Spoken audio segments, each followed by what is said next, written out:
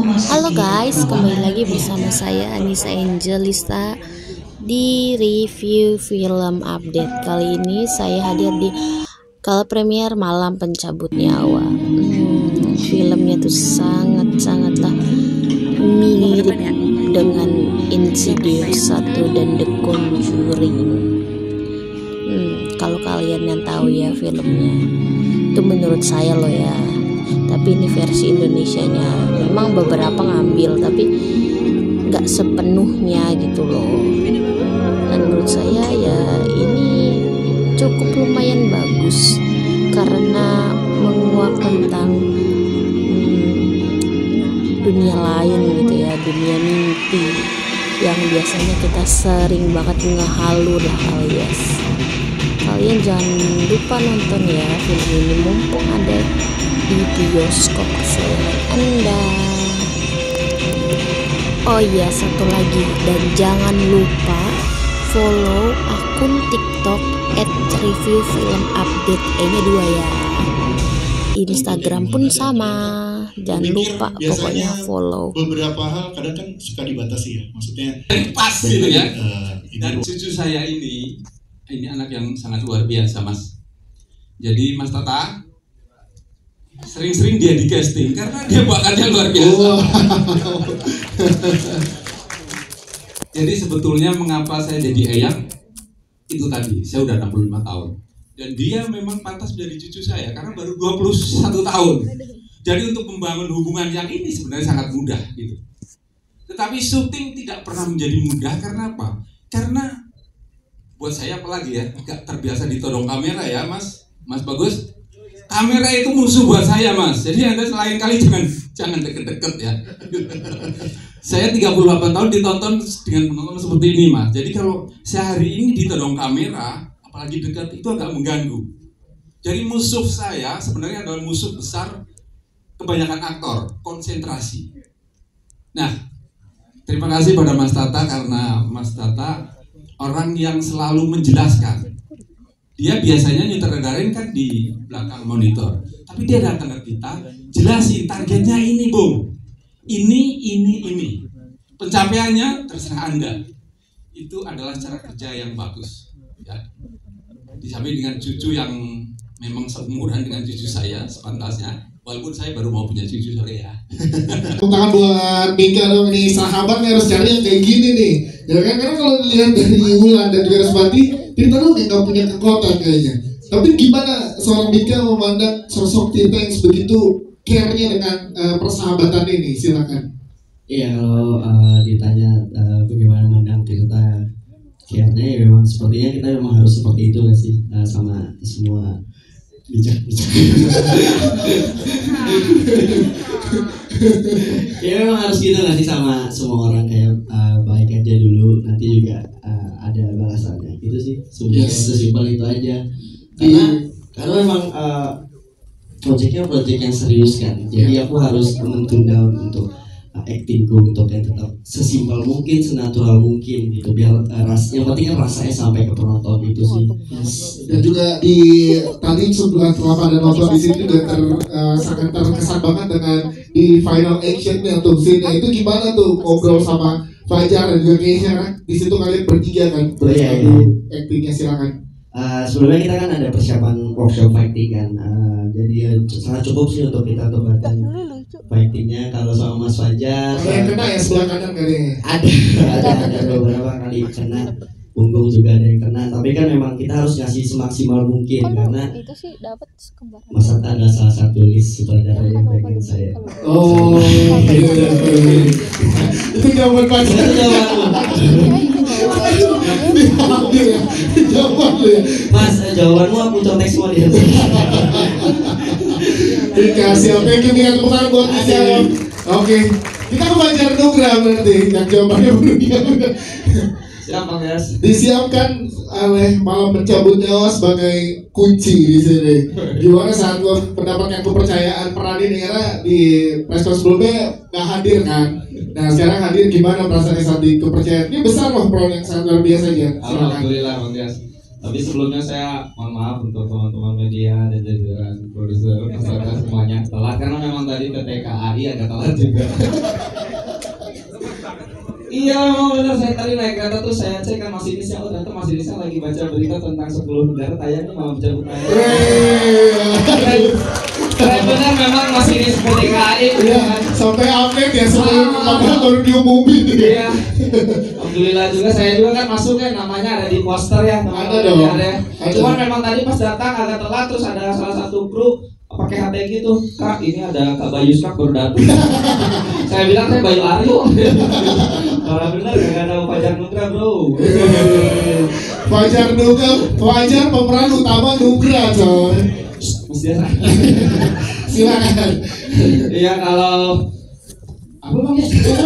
Peran ini kan beda lagi dari peran-peran sebelumnya kan. Dan ini bermain watak banget ya, menunjukkan standar lo sebagai aktor tuh memang layak diakui di industri perfilman Indonesia aja. Gimana aja? Lu menaruh beban di sini. Gimana saat lo mendapatkan kepercayaan peran ini dari orang-orang hebat ini ya? Oke. Honestly, I'm very. Abang nggak percaya kalau ngomong bahasa Inggris tiba-tiba. Tapi jujur suatu kebanggaan karena memang begitu dapat skrip ditawarin akhirnya untuk menjadi peran Abdul di sini tuh kayak masih bang angkat dulu aja telepon nggak apa kita tunggu ya. Kayak masih nggak nyangka sendiri bahwa ini serius saya yang dipilih gitu loh. Maksudnya ada deg-degannya dan ada bangganya juga. Bahkan ada dalam satu hari ketika di Jogja sebelum hari syuting tuh kayak nggak tenang aja bahwa menikmati kota Jogja tuh resah aja karena memang scene-nya adegannya yang akhirnya menjadi kunci itu belum saya lewati. Cuman akhirnya dengan bantuan teman-teman cast yang lain didorong, dibantu energinya segala macam. Terus Mas Tata juga sebelum hari pertama syuting itu saya bilang kasarnya ya mohon maaf agak ngomong jorok, saya bilang ke Mas Tata perkosa aja saya. Saya bilang gitu kan saya benar-benar kosong, benar-benar tegang, benar-benar apapun itu kayak ayo Mas Tata apa yang Mas Tata pengen insya Allah saya bisa kabulkan, ini saya tawarkan dulu, ayo kita ketemu di jalan tengahnya kayak gitu dan alhamdulillah mungkin teman-teman tadi sudah lihat gitu ya, itulah yang saya bisa berikan gitu. Fajar Nugra. I'm proud of me.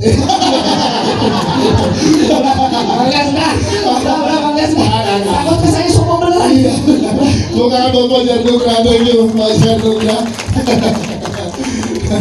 Sekarang kita ke Ratu Felicia. Tadi saya di samping, terus orang melihatnya Ratu Felicia jadi setannya tetap cakep gimana? Ini gimana Ratu Felicia benar? Memang belum boleh waktu pada saat press conference sebelumnya, tapi sekarang mulai terungkap sosoknya dan juga karakternya. Jadi petawan sekali dan juga sangat luar biasa. Silakan yang mau dibagikan kesan selama proses produksi Malam Pencabut Nyawa ini.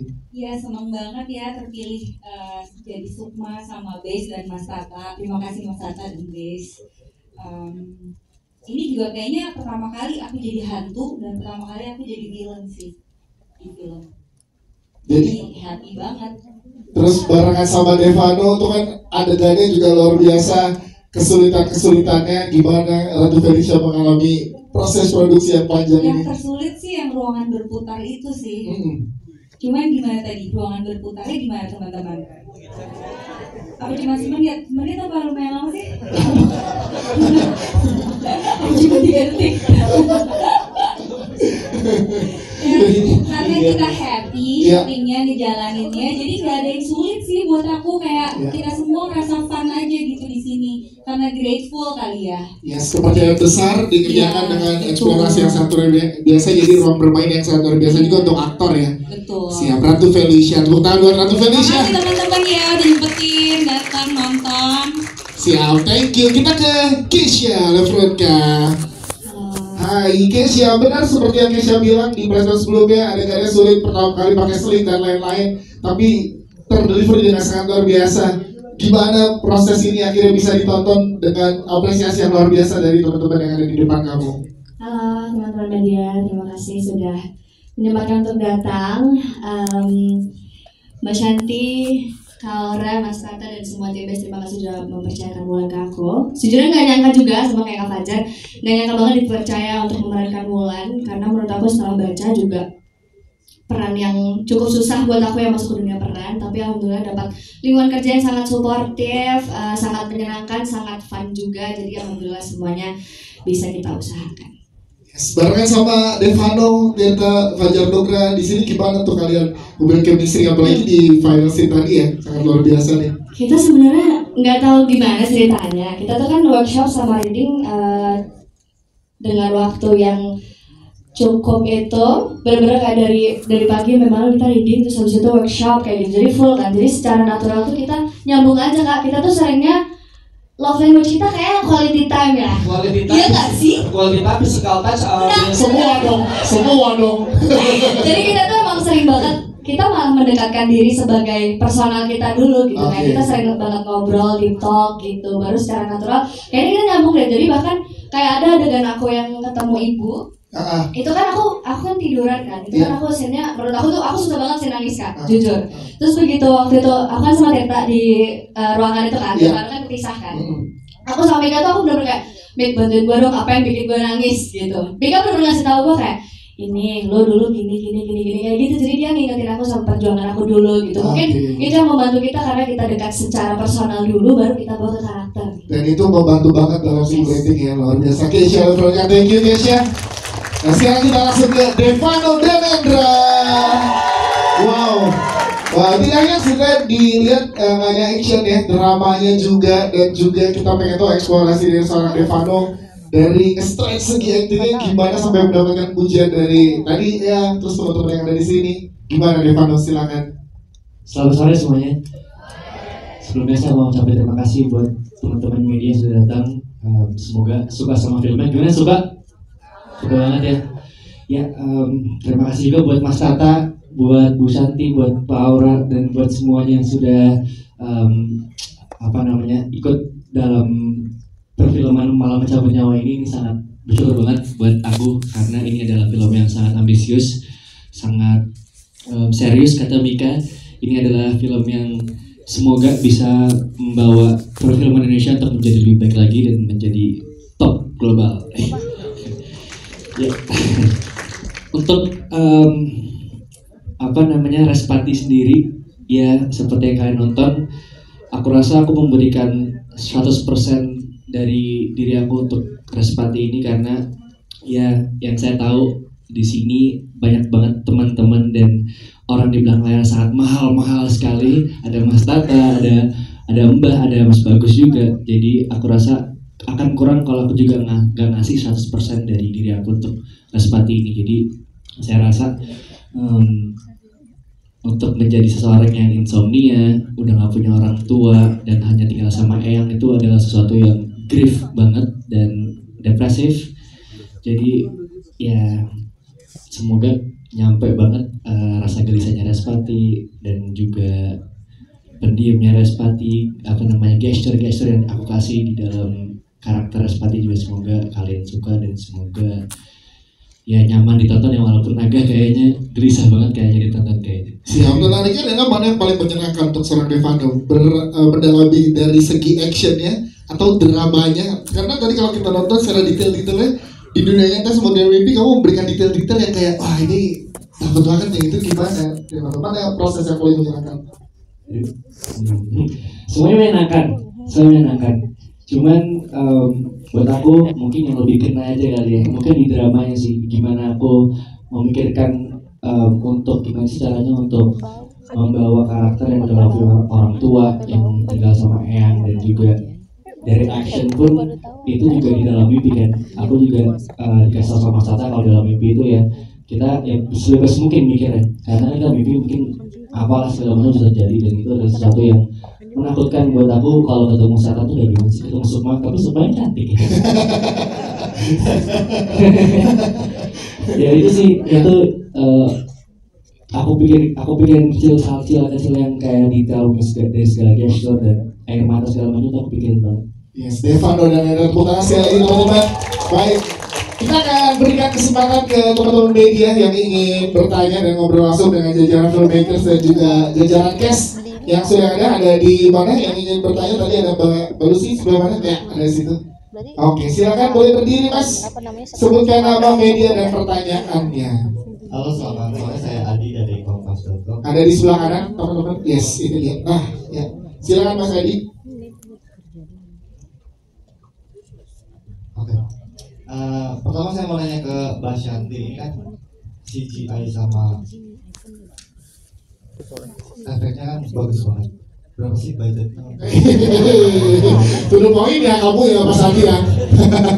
Terus untuk Ratu Felisa, kamu di sini pakai prostetika atau seperti apa sih persiapan untuk jadi Sukma? Terima kasih. Mas Adi, terima kasih. Mbak Shanti silakan boleh dijawab tidak? Sebenarnya gini, kalau pemainnya dibilang CGI-nya bagus, mungkin karena saya mesti bilang tim teknisnya baik sekali gitu. Kami mengerjakan film-film lain juga menggunakan CGI banyak sekali pengalaman untuk dan semakin banyak kan film Indonesia memakai CGI. Tapi CGI itu temennya adalah waktu. Temennya adalah waktu, musuhnya adalah buru-buru. Kemudian kalau untuk soal budget sebenarnya ini masih masuk dalam ini bukan yang super spektakuler atau ini masih masuk dalam budget rata-rata film Indonesia.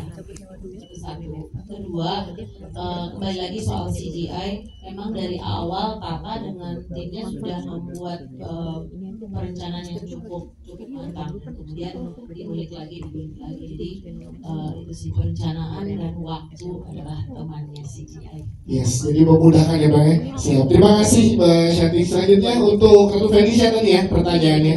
Silakan Ratu Felicia. Iya, waktu itu pakai prostetik. Cuman ada 2 make up. Jadi yang pertama yang Sukma belum jadi monster, yang normal, yang kedua yang udah jadi monster. Tapi ada stand-in juga sih yang pas udah jadi monster. Wig, pakai wig juga. Terus bajunya berat, kukunya panjang. Aku jadi disfungsional, nggak bisa apa-apa. Terus soft lens. Ya kira-kira makeupnya panjang lah, merambut. Wow, tepuk tangan dong untuk totalitasnya, luar biasa. Siap, terima kasih Ratu Felicia dan juga Mbak Shanti. Jawabannya selanjutnya dari mana Mbak Lucy? Silakan. Iya, boleh berdiri Mbak. Ntar ke atas ya, baru habisin ya. Halo, aku Nanda dari IDN Times. Mau nanya untuk Mas Tata. Kan peran Sukma ini kayak ikonik banget ya untuk film ini. Apa sih pertimbangan Mas Tata memilih Ratu Felicia untuk peran tersebut? Dan inspirasi dari mana gambaran makhluk si Sukma tersebut? Terus yang kedua, apa sih yang dimaksud sama post credit scene yang terakhir? Apakah ada pertanda film yang kedua? Terima kasih. Oh, tapi kayak nggak mungkin kita nggak cuma jadi dokter gitu. Ya kan, aku juga berpikir itu tadi. Iya. Silakan Mas Tata. Nanti di kalau ada yang kedua kita untuk menjadi dokter juga. Oh iya betul. Oke. Yang pertama soal kenapa Ratu Felisa. Saya mulai sangat jatuh cinta sama Ratu Felisa sejak saya menonton Something New karyanya Teddy Sudarmaja, dan saya pikir dia memberikan yang terbaik di situ. Dan pada saat itu saya merasa kayaknya suatu hari saya harus dietang sama dia sih gitu. Dan setelah itu kemudian saya nonton film-filmnya Ratu Felisa yang berikutnya, dan ternyata akhirnya sampean gitu. Karena memang di titik ini saya pengen menciptakan sesosok makhluk yang ada di dalam mimpi, yang secara tema itu akan menjadi sesuatu yang ikonik gitu. Nah, Ratu Felisa itu sangat ikonik sekali menurut saya. Baik itu kalau kita bicara soal fisik, soal muka, dan soal apapun yang akan dia ucapkan atau akan dia gerakan gitu. Jadi memang di titik ketika kami membicarakan soal siapa ya, diskusi saya sama Mbak Santi gitu, kami berdiskusi soal pemilihan yang tepat, dan memang ternyata pada saat kami mencoba untuk memilih siapa yang terbaik, dan Ratu Felisa yang terbaik gitu. Jadi secara personal saya sudah suka sejak lama, dan memang punya waktu itu memang pengen banget kerja bareng dia, dan puji Tuhan akhirnya hari ini kesampaian gitu. Nah, lalu kalau kita bicara soal inspirasi Sukma dari apa, sebenarnya memang di titik Malam Pencabut Nyawa ini adalah sesuatu yang beda bagi saya, tapi sebeda apapun, segrande apapun visual yang saya ciptakan, kan memang yang pertama-tama saya adalah orang Jogja, orang yang besar dari kampung, orang yang hidup di sekitar di mana tetangga-tetangga saya itu selalu bercerita soal horor-horor yang muncul di sekitar rumah saya, mungkin di belakang rumah mereka atau dimanapun yang itu berada gitu. Nah, kalau kita bicara juga soal kekayaan cerita-cerita horor yang ada di masyarakat Jogja itu sendiri, selalu identik dengan ya perempuan yang berwujud seperti itulah gitu. Nah, sebenarnya pengalaman dari tetangga-tetangga sebelah saya, dari teman-teman ronda saya, mungkin itu yang kemudian saya coba masukkan ke sini gitu. Yang kemudian saya coba kombinasikan sama pengalaman saya dalam menonton film, saya kombinasikan dengan bacaan-bacaan komik ataupun novel yang saya baca, lalu dari situ ya kemudian munculnya kayak gitu.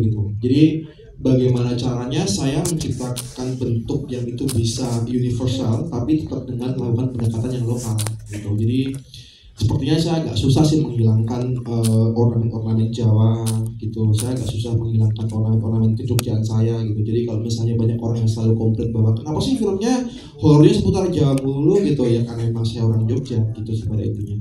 Yes, after credit scene tadi Mas Tata boleh dijawab. Oh ya, kalau after creditnya memang Kiki Narendra adalah seorang dokter dan dia akan tetap jadi dokter. Jadi tunggu aja ya. Pokoknya 22 Mei ramaikan terus dulu ya.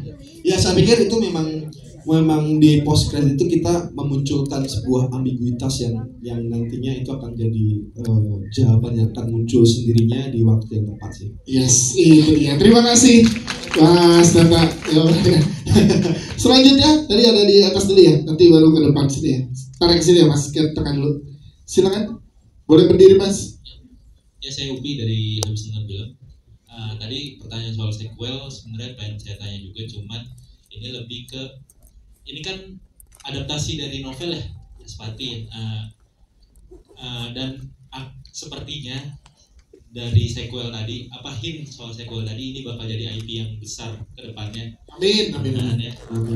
Kenapa pemilihan judulnya malah Pencabut Nyawa gitu, bukan Respati gitu, yang saya sebagai melihat ini horror action gitu dan ada coming of age dan lain-lain, saya ngerasa kalau namanya Respati kayak Harry Potter aja gitu, kayak bakal jadi IP yang sangat besar gitu. Nah, ini kan kenapa judulnya diganti, padahal judul internasional tetap Respati ya. Iya, itu aja sih Mas.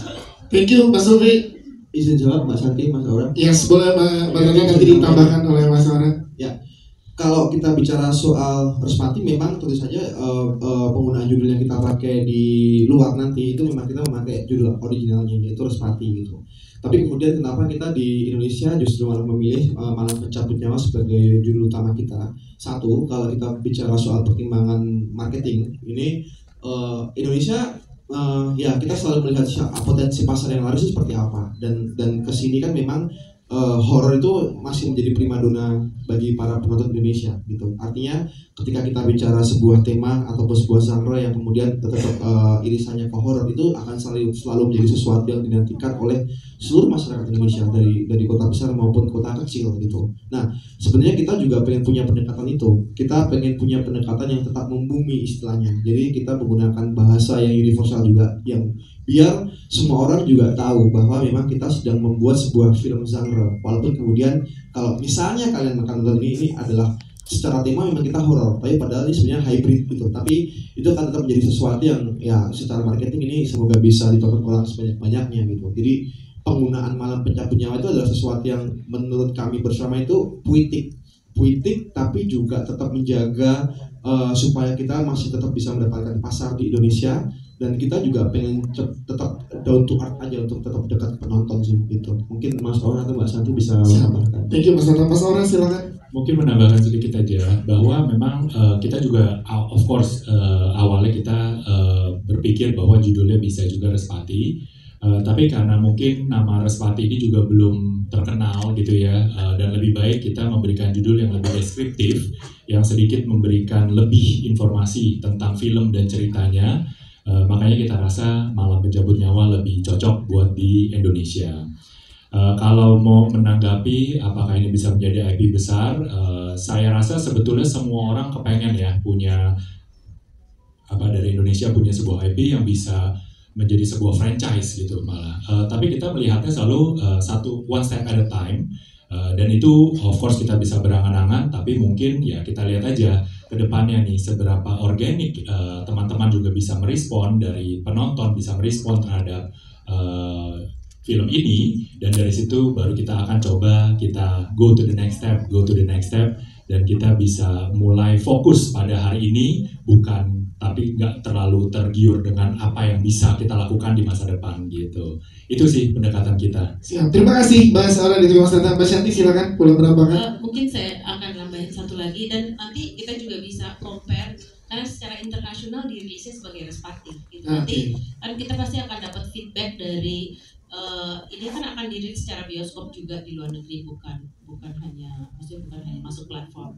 Jadi nanti kita juga akan diskusi dengan distributor kita di negara-negara yang tadi sudah diucapkan, bagaimana feedbacknya. Kalau memang kuat, dan we can build blocks aja dari feedback di Indonesia dan juga distribusi internasional. What we can do next. Oke, siap. Kita doakan bersama dan kita support dulu di 22 Mei ini yang pasti ya. Siap, thank you. Selanjutnya ada di sebelah mana? Silakan Mbak Dusri. Oke, silakan sebutkan apa media dan pertanyaannya. Halo semuanya, perkenalkan saya Raffi dari medcom.id. Yang pertama aku nanya ke Mas Tata, kan adaptasi dari novel ya, gimana sih untuk pemilihan adegannya dan diskusi sama penulis novelnya hingga film ini jadi gitu. Terus yang kedua, untuk produser, tadi kalau nggak salah di executive producer ada nama Deddy Corbuzier. Aku penasaran gimana sejauh mana keterlibatan Deddy Corbuzier dalam proses produksi film ini. Terima kasih. Siap, terima kasih. Nonton sampai habis ya, ini sampai kreditnya diganti dulu nanti. Siap, Mas Tata dulu, silakan Mas Tata.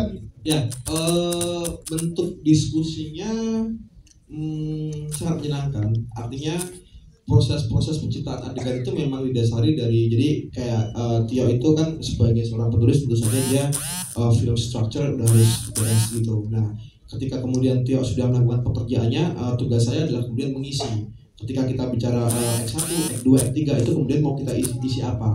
Ketika kita bicara soal eskalasi peristiwa, kita bicara soal eskalasi kengerian, kita bicara soal eskalasi misteri ataupun action, itu menjadi sesuatu yang tentu saja tetap harus berkembang dan harus mencapai titik klimaks yang sangat klimaks gitu. Nah, dari situ kemudian kan diskusi kita berkembang gitu. Jadi Tio punya sesuatu yang kemudian dia tawarkan, yang lalu kemudian saya kembangkan, yang lalu ditambahin lagi sama Tio, yang kemudian saya kembangkan lagi, begitu seterusnya sampai kita mencapai titik maksimal di mana kita bisa menciptakan adegan yang memang pengen saya capai gitu.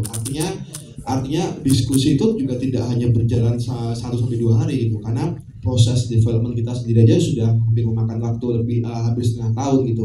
Artinya tidak instan kemudian muncul begitu saja, tapi memang kemudian dari situ naskah selalu berkembang hingga kemudian kita berdua bisa menentukan dan memantapkan.